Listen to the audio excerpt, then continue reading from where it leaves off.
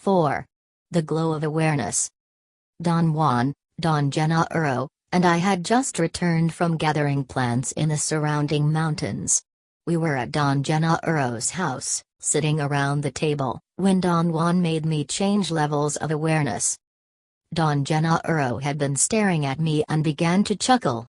He remarked how odd he thought it was that I had two completely different standards for dealing with the two sides of awareness. My relation with him was the most obvious example.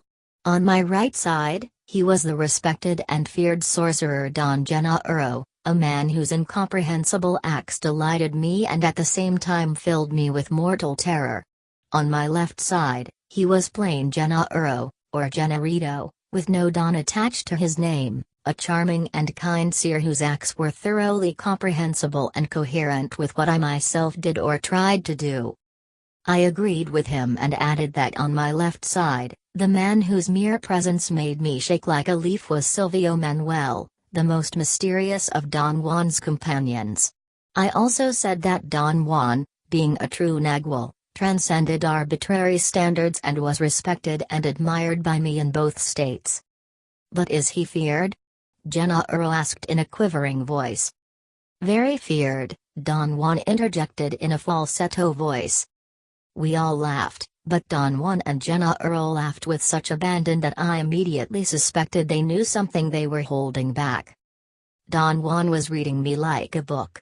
He explained that in the intermediate stage, before one enters fully into the left side awareness, one is capable of tremendous concentration, but one is also susceptible to every conceivable influence. I was being influenced by suspicion. La Gorda is always in this stage, he said. She learns beautifully, but she's a royal pain in the neck. She can't help being driven by anything that comes her way, including, of course, very good things, like keen concentration.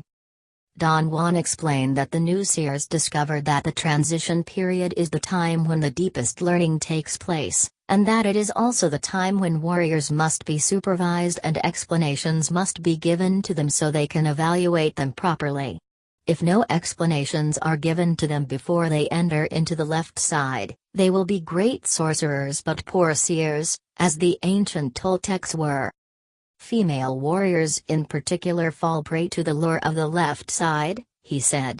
They are so nimble that they can go into the left side with no effort, often too soon for their own good. After a long silence, Gennaro fell asleep. Don Juan began to speak.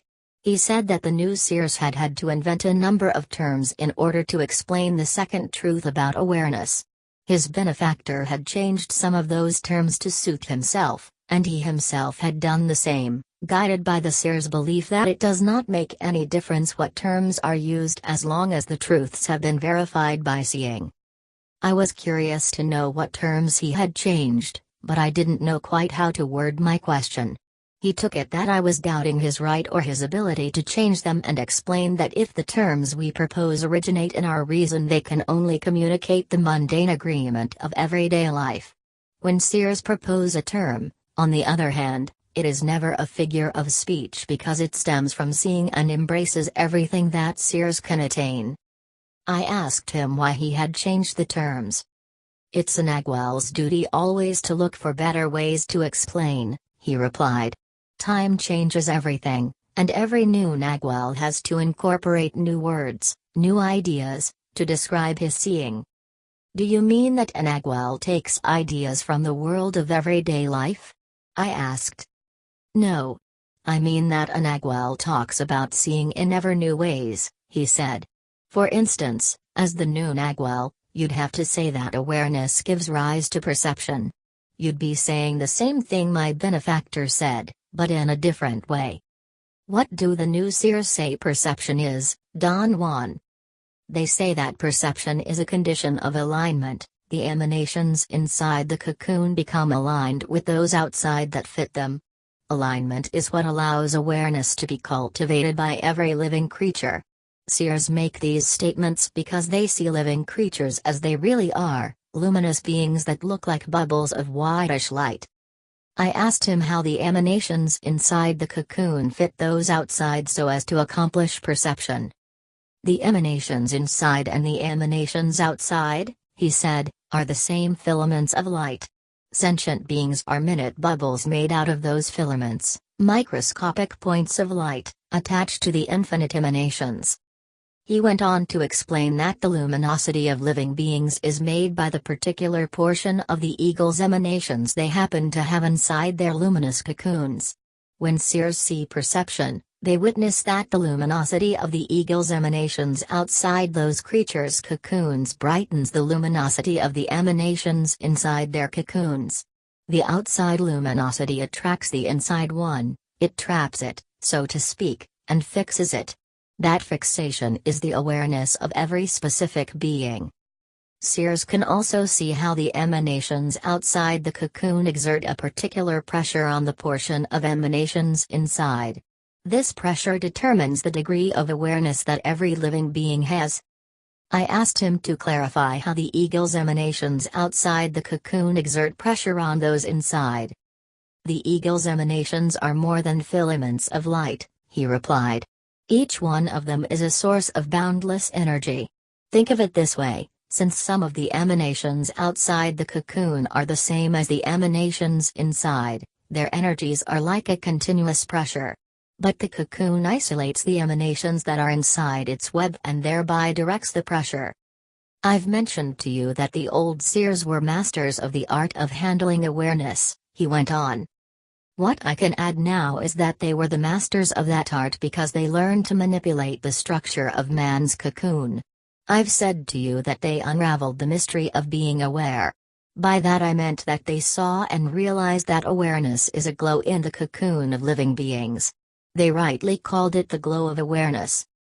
He explained that the old seers saw that man's awareness is a glow of amber luminosity more intense than the rest of the cocoon. That glow is on a narrow, vertical band on the extreme right side of the cocoon, running along its entire length. The mastery of the old seers was to move that glow, to make it spread from its original setting on the surface of the cocoon inward across its width. He stopped talking and looked at Jenna, who was still sound asleep. Jenna doesn't give a fig about explanations, he said. He's a doer. My benefactor pushed him constantly to face insoluble problems. So he entered into the left side proper and never had a chance to ponder and wonder. Is it better to be that way, Don Juan? It depends. For him, it's perfect. For you and for me, it wouldn't be satisfactory, because in one way or another we are called upon to explain. Jenna or my benefactor are more like the old than the new seers, they can control and do what they want with the glow of awareness. He stood up from the mat where we were sitting and stretched his arms and legs. I pressed him to continue talking. He smiled and said that I needed to rest, that my concentration was waning. There was a knock at the door. I woke up. It was dark. For a moment I could not remember where I was. There was something in me that was far away, as if part of me were still asleep, yet I was fully awake. Enough moonlight came through the open window so that I could see. I saw Don Gennaro get up and go to the door. I realized then that I was at his house. Don Juan was sound asleep on a mat on the floor. I had the distinct impression that the three of us had fallen asleep after returning dead tired from a trip to the mountains. Don Gennaro lit his kerosene lantern. I followed him into the kitchen. Someone had brought him a pot of hot stew and a stack of tortillas. Who brought you food? I asked him. Do you have a woman around here that cooks for you? Don Juan had come into the kitchen. Both of them looked at me, smiling. For some reason their smiles were terrifying to me. I was about to scream in terror, in fact, when Don Juan hit me on the back and made me shift into a state of heightened awareness. I realized then that perhaps during my sleep, or as I woke up, I had drifted back to everyday awareness. The sensation I experienced then, once I was back in heightened awareness, was a mixture of relief and anger and the most acute sadness.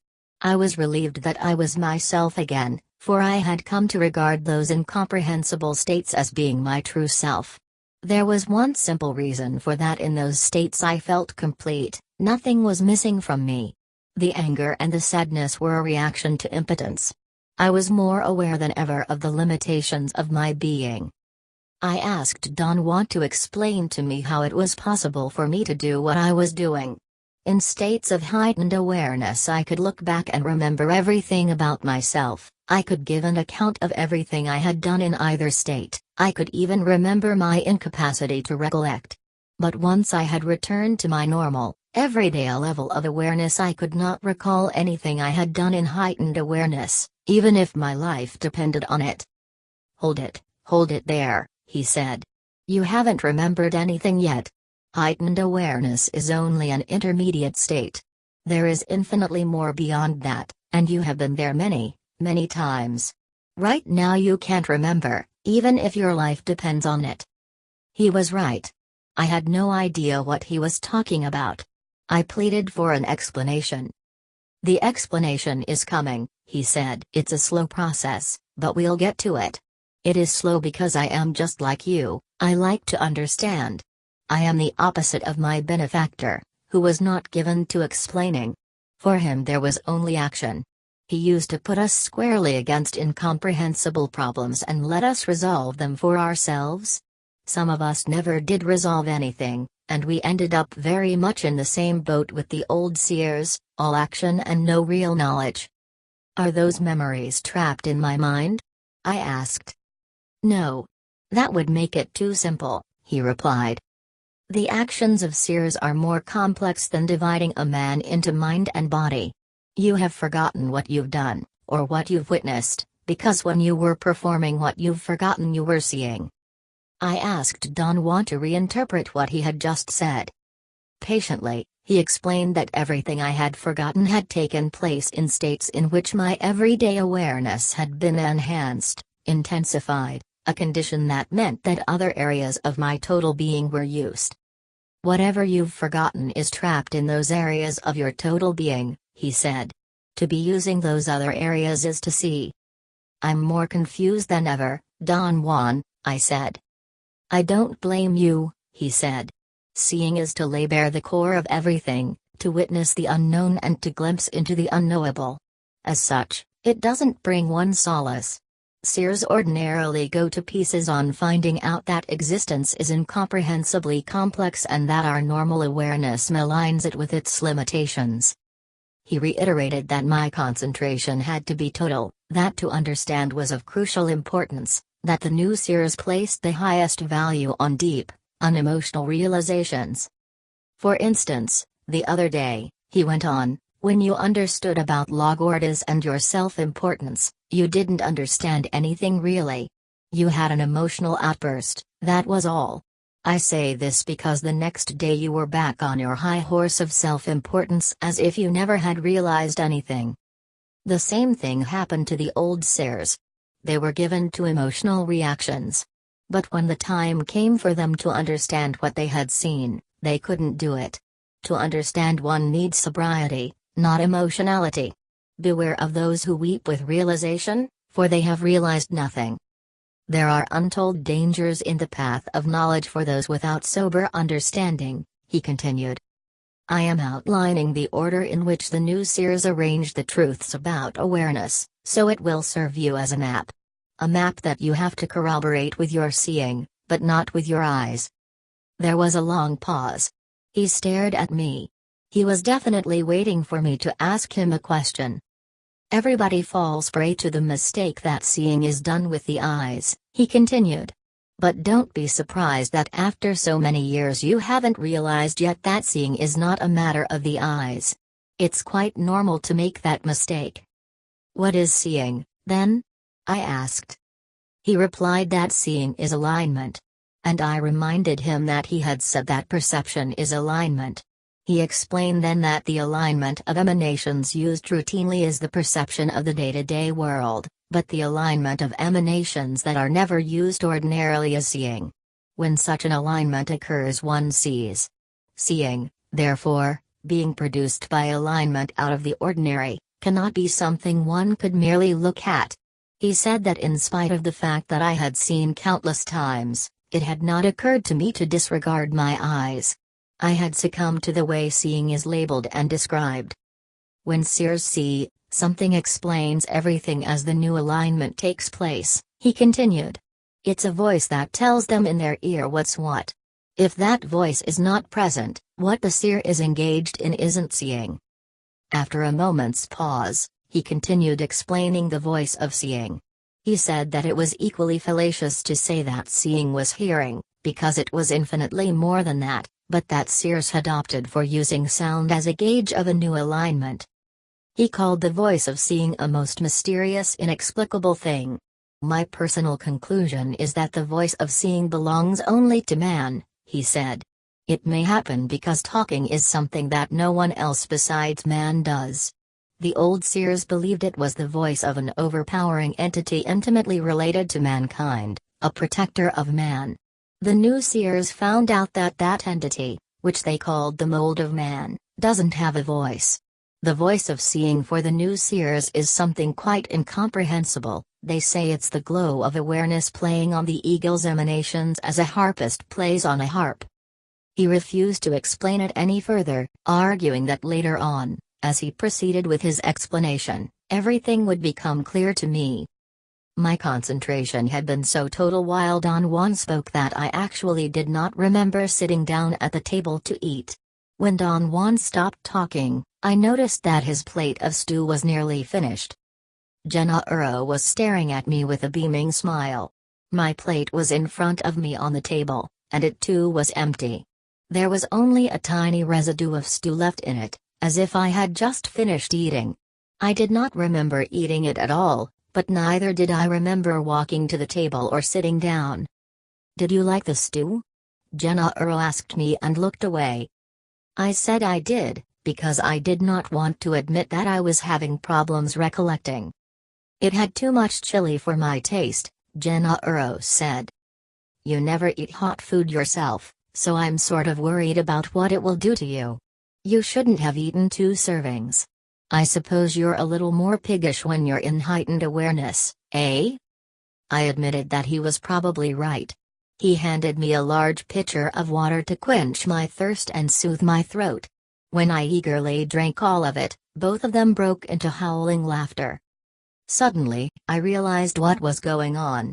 My realization was physical. It was a flash of yellowish light that hit me as if a match had been struck right between my eyes. I knew then that Gennaro was joking. I had not eaten. I had been so absorbed in Don Juan's explanation that I had forgotten about everything else.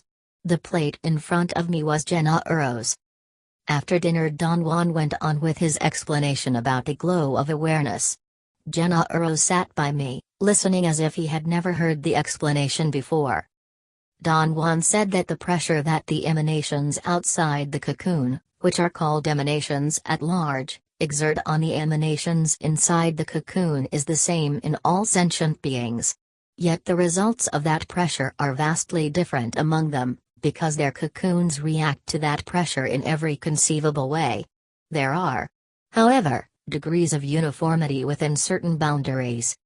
Now, he went on, when seers see that the pressure of the emanations at large bears down on the emanations inside, which are always in motion, and makes them stop moving, they know that the luminous being at that moment is fixated by awareness. To say that the emanations at large bear down on those inside the cocoon and make them stop moving means that seers see something indescribable, the meaning of which they know without a shadow of doubt. It means that the voice of seeing has told them that the emanations inside the cocoon are completely at rest and match some of those which are outside.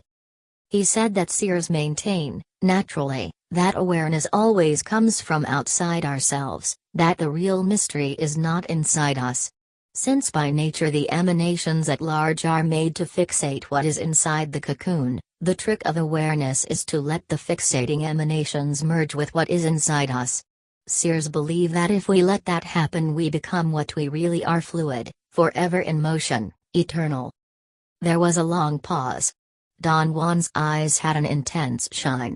They seemed to be looking at me from a great depth.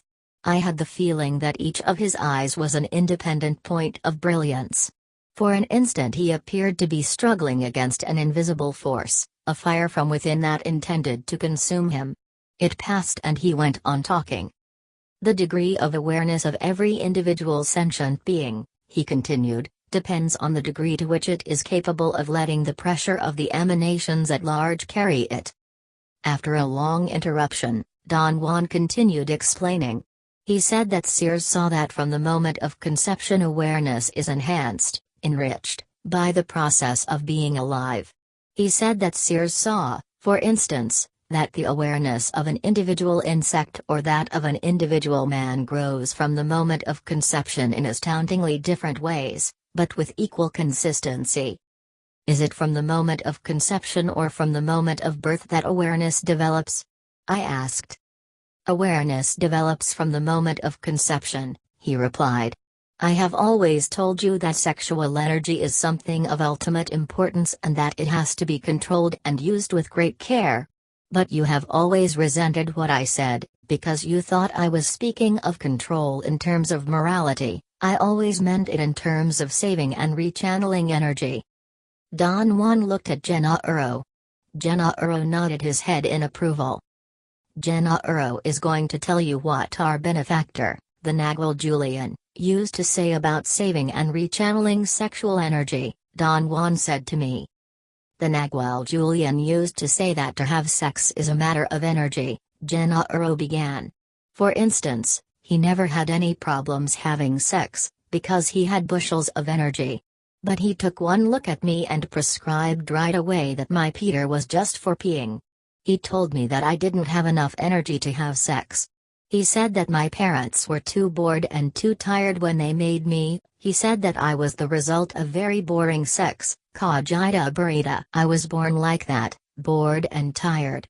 The Nagual Julian recommended that people like me should never have sex, this way we can store the little energy we have. He said the same thing to Silvio Manuel and to Emilito. He saw that the others had enough energy. They were not the result of bored sex.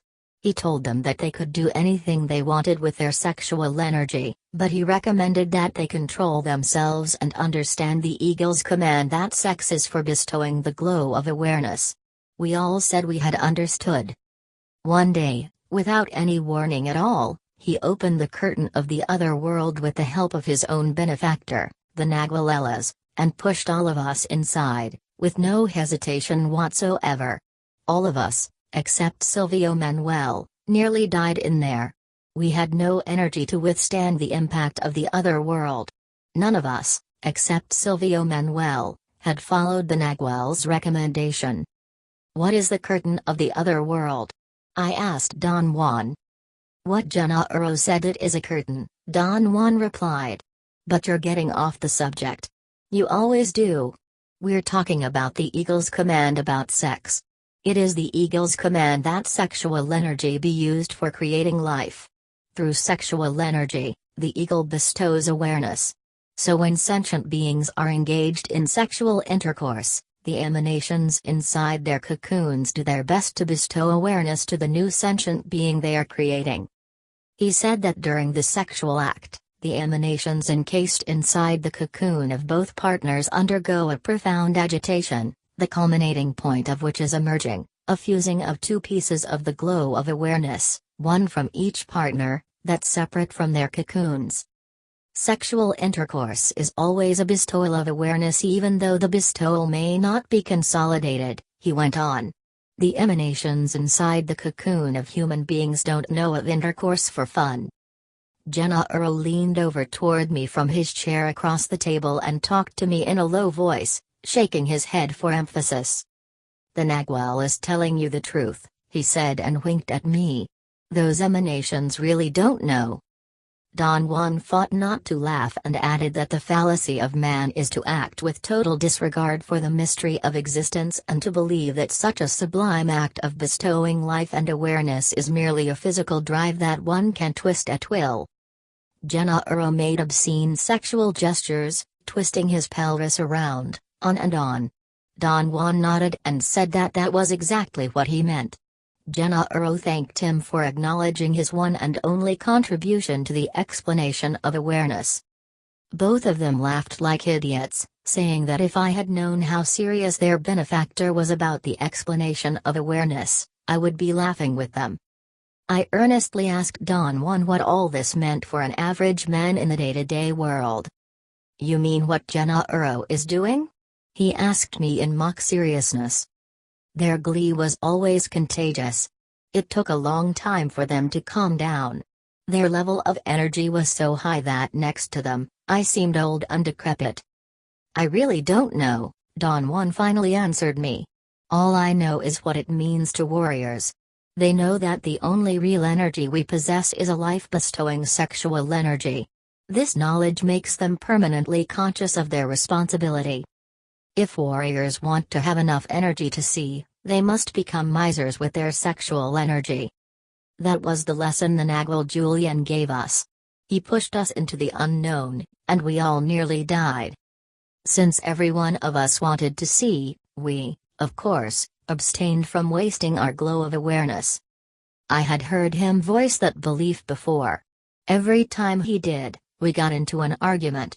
I always felt compelled to protest and raise objections to what I thought was a puritanical attitude toward sex.